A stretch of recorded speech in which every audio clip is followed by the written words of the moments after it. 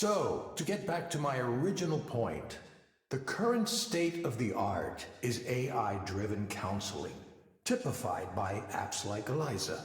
Let's talk about the model here for a second. It all begins with data. You collect all the data you can, from base level metrics like heart rates, body temperature, blood pressure, to higher order metrics like hand movement, head movement, gaze aversion. If the client lets you, you'll want to pull from their digital life too, their message histories and email, their search histories, and online behavior. It's all potentially valuable. Then you compare the client's responses to relevant data from thousands of other clients and build a model of the client's psychological state. This approach has worked well so far. Eliza is still the best and most advanced version, but that's just my personal opinion. For those of you who don't know, I was the team lead and chief psychologist for the Eliza project at Skanda for a number of years. Now, even though this is a proven approach, there are two weaknesses I'm going to highlight. One is the data I was just talking about. You're completely dependent on that. Collect as much as you can, sure, but it's important to keep in mind that you can have all the data in the world and still not understand why things work the way they do. And that's important for us to know, because if we have something that works, but we're not sure why, then what do we actually understand about ourselves? The crucial step after data is the model. The data needs to be used to validate a model. If you can't make a model, you're finished. If that sounds like basic, obvious science to you, it is. But I was surprised to find out just how many people from the tech sector don't think this way. I suppose you don't need to understand why something works in order to make it into a product and sell it. Obviously, though, if you had mastery of the underlying details, you'd be able to adjust the process and potentially make it work even better. One further note while I'm discussing modeling. Many of the startups trying to address mental health right now are completely ignoring the insights provided by the field of traditional psychology. They do so at their own peril.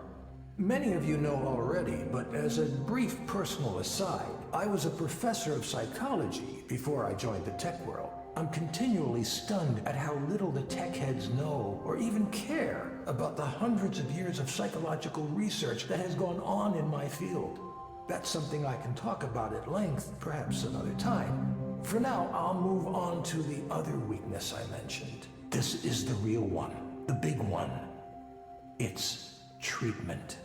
A system like Eliza can tell what's wrong with a client to a certain level of accuracy, but it doesn't quite know how to turn that into a comprehensive treatment plan. It can suggest therapeutic programs and activities, and soon it might even issue its own prescriptions without having to go through a doctor or a psychiatrist. Well, as long as the FDA continues to look upon us favorably. But those are blunt instruments compared to what I'm going to talk about next. Many of you know there's a technology still in its infancy called direct stimulation. For those of you who haven't heard of it, direct stimulation is a way of creating sensations within the brain with targeted electrical impulses. Imagine an augmented reality headset, but instead of working on your eyes, it stimulates the brain in such a way as to induce a specific dream. A spring meadow, for example.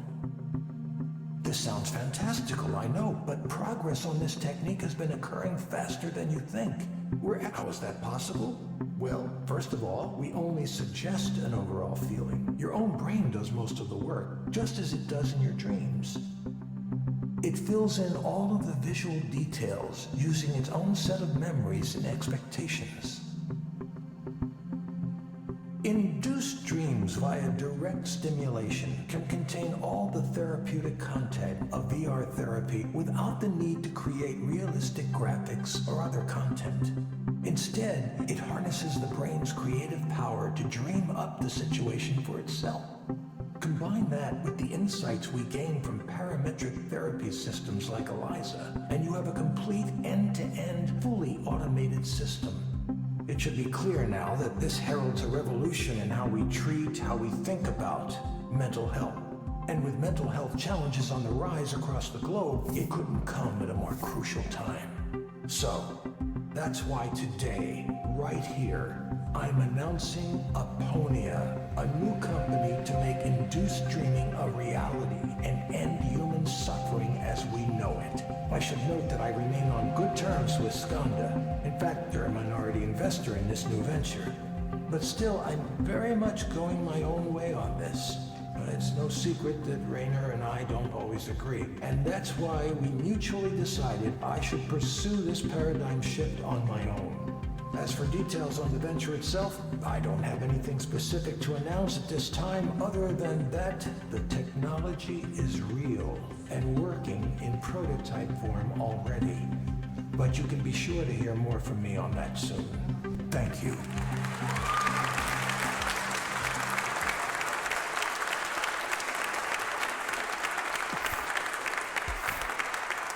Now, I can take a very limited number of audience questions.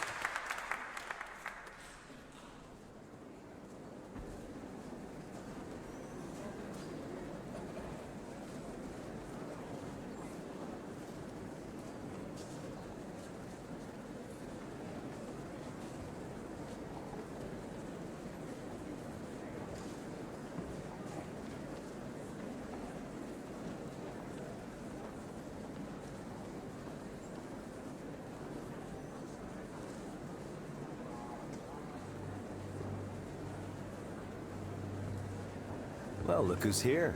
It's like I've seen a ghost. Good to see you too, Raynor. Where are you these days? I lost track after you left us. Nowhere. Nowhere? Nowhere is no place to be. Come by the new office sometime. You should see where we're taking Eliza. Sure. Good. Sarah will set something up for next week.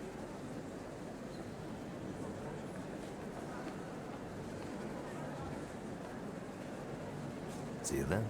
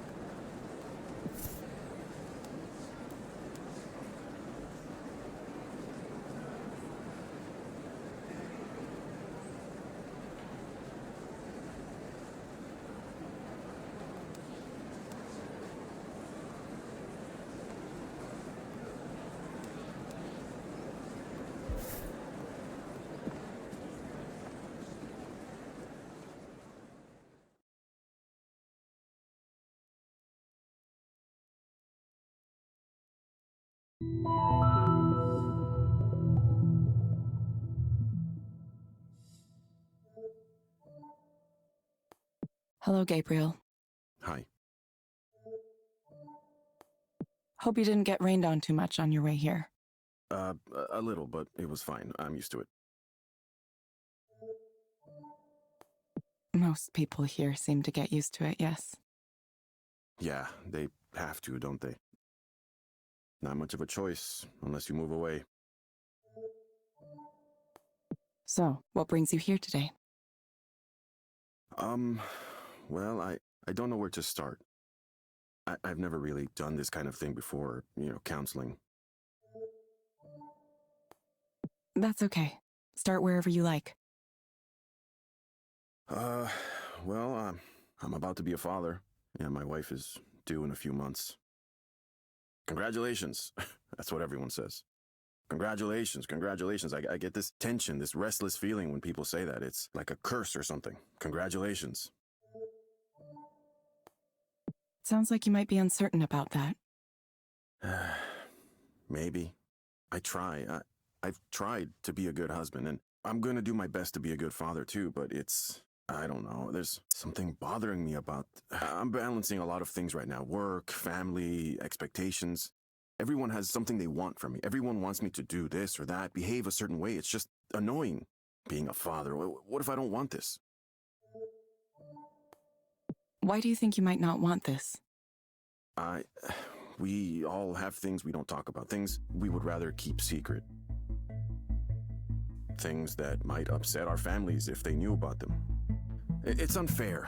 That's all I'm saying. It's unfair that we expect each other to be perfect when there's more going on. I can't stand it when people act like they're pure, like they've never touched a bad thing in their whole lives. And then these people around me think they can tell me how to act, what I'm supposed to do, and I'm like, yo, don't you know you have your own shit to deal with? Why do you have to pick on me all the time? This whole fatherhood thing is just, you know what being a father is to me? It's about providing and protecting, taking responsibility. The world is dangerous, and sometimes the dangers can be hard to see. My duty is to protect. I'm gonna take that seriously. Everything I do, I take it seriously. So I don't get why people are worried about my ability to do that.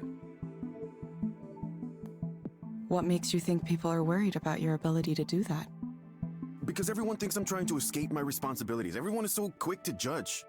Here's a story, okay? The other day, Selena, that's my wife, Selena and I were at a get-together. Her family, my family, a few families we both know, right? Grilling out on the back deck, you know, that kind of thing. Everyone was more or less chill, right? But then late in the afternoon, the baby stuff starts coming up. Once one of them brings up babies, it's just all babies all the time. Babies, babies, babies. And because of my wife, they start saying, oh, giving birth is gonna hurt so bad. It might tear your skin. Just these kind of gross things. So I'm like, hey, quit it with that. I don't want to hear that kind of stuff. We're eating. There's kids around. Come on. And they're like, no, it's natural. It happens. Of course, we got to talk about all this terrible shit. How are you going to have another kid if you can't even handle the first one? And I just say, excuse me?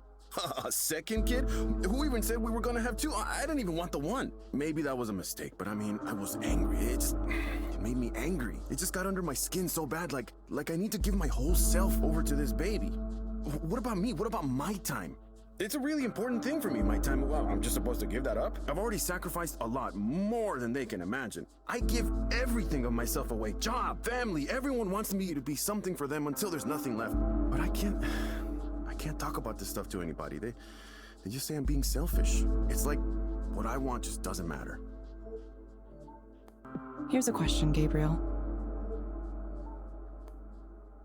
If you were to have something you wanted right now, what would you choose? Oh, I'd be far away from all this. Far away from everyone, just on my own for a while. Yeah, I just want to be away.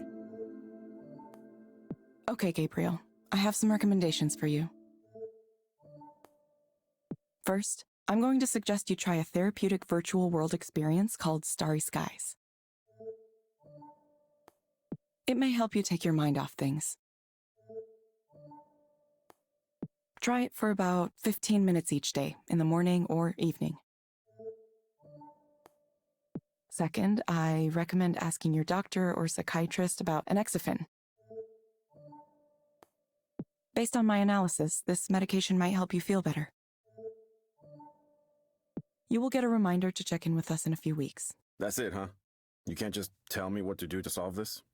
Some help you turned out to be. Guess I'll have to figure things out for myself, exactly like before. Thank you, Gabriel. We hope to see you back soon. Thank you for speaking with Eliza, your personal counseling partner. Goodbye.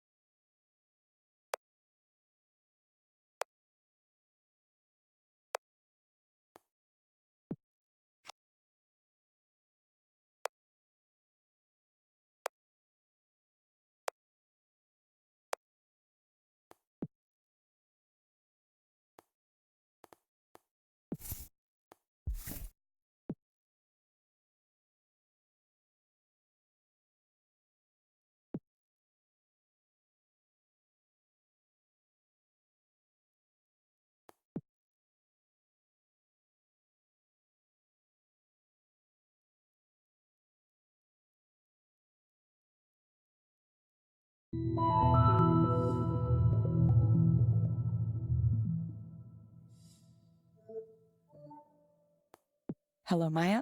Welcome back. Hi. It's nice to see you again. Sure, yeah. Nice to see you too, pal. Is that a weird thing to say? How did I become close friends with a robot? Are we all robots now? Beep boop, nice to see you. I mean, I guess it wouldn't be the weirdest thing in my life. Shall we begin? Yeah, sorry. Let us begin. So, I went to the fancy party, the one I was really nervous about, and, first of all, it really was the type of party I thought it would be. The atmosphere was really smug and self-satisfied, and there were people walking around with trays of appetizers, and you could, like, take one. So you're standing there with your little square plate for the food and your glass of wine, and you can't, like, shake hands with anybody because you're holding them. But there are some of those, like, tall standing tables, so you're like, okay, I'm gonna go get one of those, and I'll set up shop, right? Like, my little station. But then it turns out there are only, like, 5 of them for the whole party, and they're all taken, so you're just standing there, frozen. And you're watching all your heroes, and people you know from their social media presence just right there. Right in front of you. Artists, writers, directors. The combined level of achievement there, I can't even think about it. It was astronomical. And for the first couple hours, I was so excited by all of that. I didn't notice the other thing that was happening. But eventually, it caught up to me, and I had this sudden feeling, this sudden realization. My presence here contributes nothing. I'm just some extra person who just showed up. Nobody wanted me to be here. I don't belong with these people. I haven't earned it. So I cried in the bathroom for a little bit, or maybe a lot. It's fine. I'm fine. Sorry. How do you know it's true that nobody wanted you there? Because of the way people acted around me. Nobody knew who I was or even wanted to ask. I would introduce myself and it's like, you could just see it in their eyes. I mean, in the world of illustration and comics, people tend to be hyper aware of each other and their careers. It's this kind of weird, open secret. Oh, hey, this person who's already popular got 1 million views, got a book deal, pitched an original series. Without anything like that, I have no ground to stand on. I'm just this non-entity. At one point, I was talking to someone and I was trying to make a joke or whatever, and I could feel the impatience just radiating off him. He sighed, like he couldn't believe he was wasting his time talking to me. I was just over to him. Why can't I hold a conversation? I guess if I was marginally attractive, then at least I could be charming, but I'm not. I'm not even that. Is being charming your goal with this? No, of course not. There has to be a way I can deal with these feelings. It's hard. It's really hard when nobody gives a shit about my work. Or me. I don't even know why I went. I just want to stay home for the rest of my life. Why do you think you went? Because of everything they say about how you have to have your face out there and make connections. The successful people in this business all know each other. It's all about who comes to mind. When somebody needs an art director, they'll think of who they know and go, oh, I think she'd be perfect. Why not ask her? So I need to be out there reminding these people that I exist, that I'm here, I'm making stuff too, I'm part of it. Even if nobody responds to my work. And industry parties are fun, right? You can pretend you're successful even if you aren't. At least for a little while. Everyone else is projecting this image. It's like their success can rub off on you too. I mean, I hear people casually talking about their agent, their editor, the amazing people they're collaborating with. And I just get this feeling like, yes, I want that. I need that. Why am I not there? What do you think has prevented that from happening so far? If I knew that, I would be successful already, right? I try and try and try, and I make art and put it out there and share it on every social media site and interact with people when I can, but it just doesn't work. Nobody cares. Nobody cares about the art I do. Every once in a while, another artist will say something nice, and sure, I appreciate that, but it never results in anything. My work goes out there, and it dies. Regular people don't boost it or talk about it. It's like at some point the universe decided that I don't get to have that. Is it unfair? Or maybe I just fucking suck. Maybe I'm a shit tier artist and I'm a failure of a person and everyone knows it. Everyone except me. Sorry. I know that's going too far, even though I really feel that way. Okay, Maya, I'm going to suggest you try a program called Meadowlands. It may help you take your mind off things. You can find it inside the Skanda Wellness app on your phone. Try it for about 15 minutes each day, in the morning or evening. Sounds kind of boring. Why can't you assign me a game where my problems are zombies and I get to shotgun them in the face? Actually, I guess I could just buy a game like that, couldn't I? Maybe I'll stop by the game store on the way home. Thank you for coming in again, Maya. We'll follow up with you again to see how you're doing. Yeah, thanks. I appreciate the check-ins. I honestly do. It's easy for me to get lost in these spirals. Thank you for speaking with Eliza, your personal counseling partner. Goodbye. See you soon.